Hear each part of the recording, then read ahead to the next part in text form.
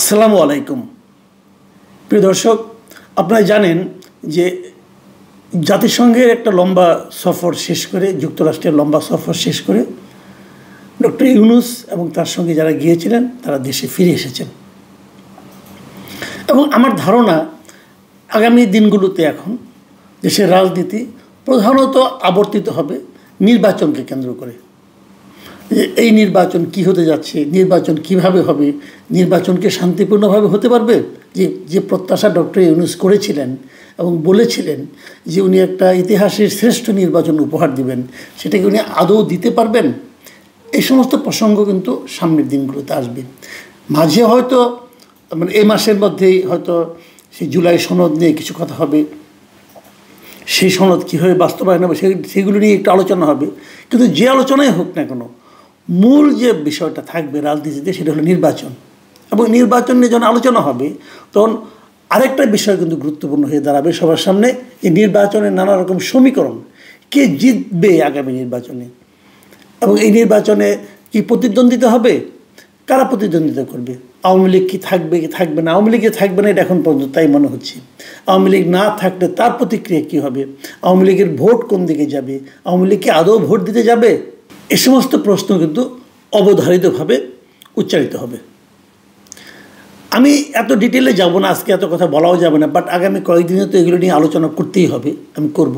আজকে প্রাথমিকভাবে যে প্রসঙ্গটা আমার কাছে বারবার আসছে গত কয়েকদিন ধরে, অনেকে আমাকে প্রশ্ন করছেন যে যদি নির্বাচন ঠিকঠাক মতো হয়, যদি নির্বাচন অবাধভাবে হয়, সুষ্ঠুভাবে হয়, নিরপেক্ষভাবে হয়, জিতবে কে? এই প্রশ্নটার উত্তর আসলে কিছুদিন আগেও খুব সহজ ছিল। এখন এই প্রশ্নের জবাব যাকে আপনি জিজ্ঞেস করেন সেই জবাব দিতে যে একটু চিন্তা করবে। কারণ যখন সহজ ছিল বলে আমরা ভাবছি, তখন কিন্তু যদি বলা হতো যে শিক্ষা প্রতিষ্ঠানগুলিতে নির্বাচন যেটা হচ্ছে তাতে কে জিতবে, তখনও কিন্তু ওই প্রশ্নের উত্তরটা অনেকের কাছে সহজ ছিল। কিন্তু ফল যখন তারা দেখেছে, ফল দেখার পর তারা ভেবেছে যে আসলে আমরা কত সহজে ভুল করছিলাম। এখন এখানেও কি খুব সহজে ভুল হচ্ছে? আমি এই আলোচনাগুলো করবো আগামী কয়েকদিন ধরেই, আমি এগুলো ধীরে ধীরে একটা একটা করে পয়েন্টে আলোচনা করব। আমি কেবল এখন যেটা বলতে চাই, আজকের থেকে 6 মাস আগে, 8 মাস আগে সবাই জানতো যে নির্বাচন হওয়া মানেই হলো বিএনপির নিরঙ্কুশ সংখ্যাগরিষ্ঠতা লাভ করা, মানে 200 আসনের বেশি তারা পেয়ে যাবে। এখন বিএনপির লিডাররাও কি বুকে হাত দিয়ে বলতে পারবেন যে তারা এখনও ওরকম ভাবছেন? পারবেন না। এর মধ্যে কি কি ঘটেছে, আমি বরং বিএনপি এবং জামাত, প্রধান দুটো দল তো দুটোই, বিএনপি এবং জামাত ইসলাম আলোচনার এবং রেসে এনসিপির নাম কেউ ভুলেও উচ্চারণ করতে চাইবে না আমার ধারণা। তাহলে মূলত যদিও নাসিরউদ্দিন পাটোয়ারি আশা করতেছে তারা 200 জিতবে, 150-র উপরে জিতবে, সেটা তার ব্যাপার, অনেকে অনেক কিছু ভাবেন। কিন্তু আমি যদি বিএনপি এবং জামাতে ইসলামকে ধরি, তাহলে আমি বরং এই দুটো দলের পজিটিভ নেগেটিভ কিছু দিক নিয়ে আলোচনা করি। পজিটিভটা আরেকদিন করবো, আজকে বরং নেগেটিভ দিকগুলো আলোচনা করি, যে কোন কোন নেগেটিভ দিকের কারণে বিএনপি পিছিয়ে যাচ্ছে এবং কোন কোন নেগেটিভ দিক জামাতের জন্য বেশ কার্যকর হিসেবে প্রতিভাত হচ্ছে। দেখুন, আমি আগে বিএনপির নেগেটিভ দিকগুলো বলি। বিএনপির নেতাদের জন্য আমি বলছি, বেসিক্যালি এই আলোচনাগুলো আমি করছি তারা যেন আত্মোপলব্ধি করতে পারেন তাদের সমস্যাগুলি কোথায় কোথায়। আমার বিবেচনা, সবই আমার বিবেচনা, কিন্তু আমার বিবেচনায় বিএনপি আওয়ামী লীগ সরকার চলে যাওয়ার পর গত 1 বছরের বেশি সময়ে তারা জনগণের মন জয় করার জন্য কোনো পদক্ষেপ নিতে পারেনি। এটা একদম বেসিক কথা। কি কেন্দ্রীয় পর্যায়ে কি আঞ্চলিক পর্যায়ে, কোথাও না। কেন্দ্রীয় পর্যায়ে সময় কেটে গেছে নির্বাচন তাড়াতাড়ি দাও, নির্বাচন তাড়াতাড়ি দাও সরকারের কাছে এমন আহাজারির মাধ্যমে। আর সময় কেটে গেছে কিছু কিছু আঞ্চলিক পর্যায়ে, কিছু কিছু প্রত্যন্ত অঞ্চলে তৃণমূল পর্যায়ে কিছু কিছু লোককে বহিষ্কার করা নিয়ে। আর বিএনপির নেতৃবৃন্দের মধ্যে বড় বড় নেতা যারা আছে তাদের মধ্যে একটা আত্মম্ভরী ভাব ছিল যে তারা তো নির্বাচনে বিজয়ী হতেই যাচ্ছে। এই বিষয়গুলো জনগণ ভালোভাবে নেয়নি। এবং তৃণমূল পর্যায়ে বিএনপির নেতাদের, মানে ওখানে যারা নেতা ছিল, স্থানীয় পর্যায়ের নেতা যারা, তাদের চাঁদাবাজি এবং মামলাবাজি মানুষকে আসলে অতিষ্ঠ করে তুলেছে। এগুলো বিএনপির জন্য একদম নেগেটিভ দিক।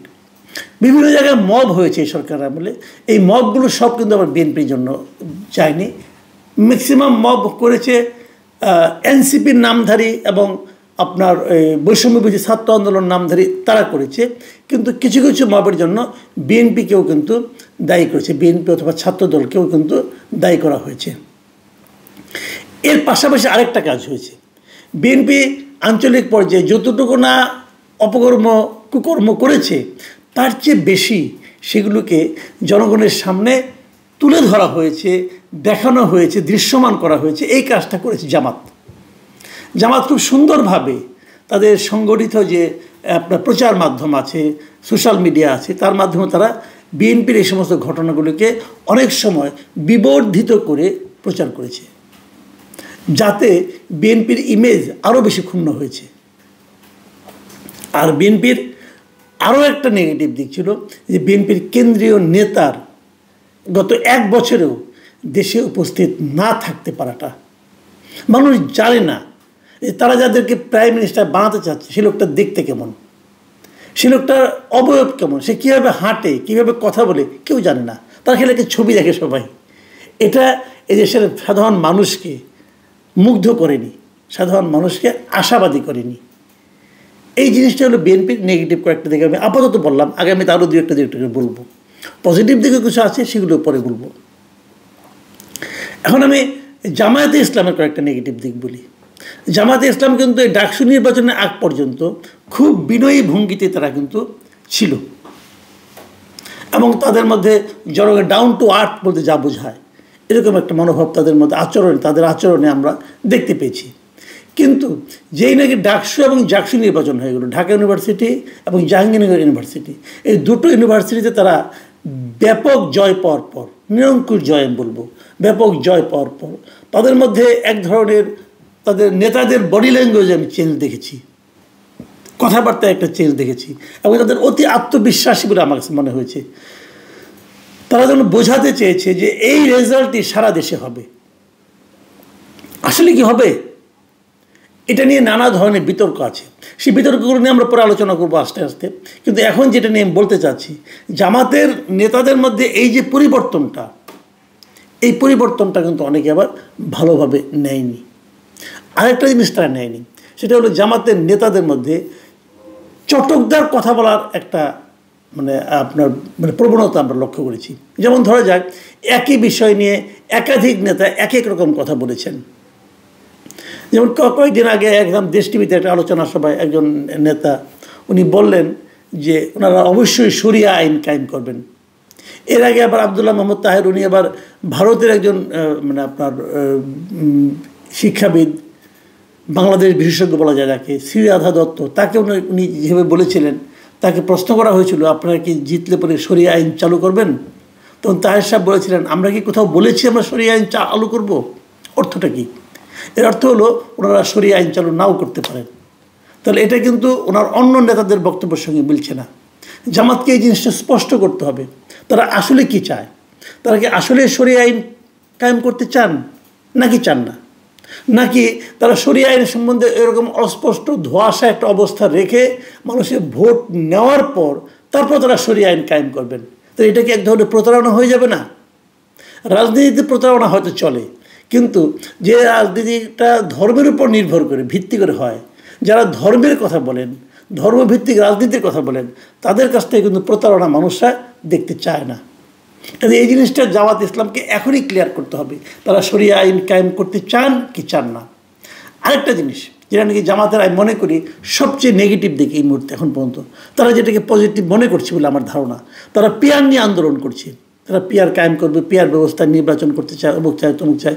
কিন্তু একটা কথা জামাত কিন্তু এখনও ক্লিয়ার করে বলতেই পারে নাই, তারা কোন পদ্ধতির পিয়ার চায়। এই পিয়ার নিয়ে যে সমস্ত প্রশ্ন উঠেছে, আমি দেখেছি অনেক জামাত এটা পিয়ার নিয়ে কথা বলছেন, এবং পিয়ার নিয়ে একটা প্রশ্ন যখন কেউ করে যে ঠিক আছে যদি পিয়ার হয় তাহলে স্বতন্ত্র প্রার্থীদের কী হবে, তখন তারা কিন্তু জবাব দিতে পারে না। তারা বলে যে আমরা এটার উপরে গবেষণা করব, বের করব, অনেক রকম পিয়ার আছে। আমি জামাত নেতৃবৃন্দকে বলবো আপনারা এখনই বলে দেন আপনারা কোন ধরনের পিয়ার চান, এবং সেই পিয়ারের প্রত্যেকটা প্রশ্ন, এই যে আমরা মাঝে মাঝে দেখি না FAQ, হ্যাঁ, ফ্রিকুয়েন্টলি আস্কড কোশ্চেন, যে কোশ্চেনগুলো সবসময় বলে যে ভাই এটার কী হবে, ওটার কী হবে, সকল প্রশ্নের জবাব সম্বলিত আপনারা একটা জবাব তৈরি করেন এবং সেটা জনগণের কাছে নিয়ে যান। কেবল তাহলেই আপনারা পিআরকে কিন্তু জনপ্রিয় করতে পারবেন। অনেক মিটিংয়ে দেখলাম, অনেক মিছিলে অনেক লোক এসেছে, সাংবাদিকরা জিজ্ঞাসা করছে আপনি কী চান, পিআর চায়, পিআর কী জিনিস, তারা কেউ বলতে পারে না, বলে আমাদের নেতা বলছেন পিআরের কথা। তো এভাবে বললে কিন্তু আপনি পিআরকে জনপ্রিয় করতে পারবেন না। এগুলো কিন্তু এই যে অস্পষ্টতা, জামাতের অস্পষ্টতা এবং সাম্প্রতিককালের যে মানে একটা অতি আত্মবিশ্বাস, আমি মনে করি এগুলো জামাতের জন্য দুর্বলতার প্রকাশ ঘটাবে। আর নির্বাচন অনুষ্ঠানে সরকারের কি দুর্বলতা আছে সেটা বলে শেষ করা যাবে না। এই সরকার কতটুকু সবলভাবে নির্বাচনটা সম্পন্ন করতে পারবে তা নিয়ে কিন্তু আমার সন্দেহ রয়ে গেছে। প্রিয় দর্শক, আগামীতে এই নির্বাচনে বিভিন্ন ইস্যু নিয়ে, বিভিন্ন দিক নিয়ে আমি হয়তো আরও কিছু আলোচনা করব।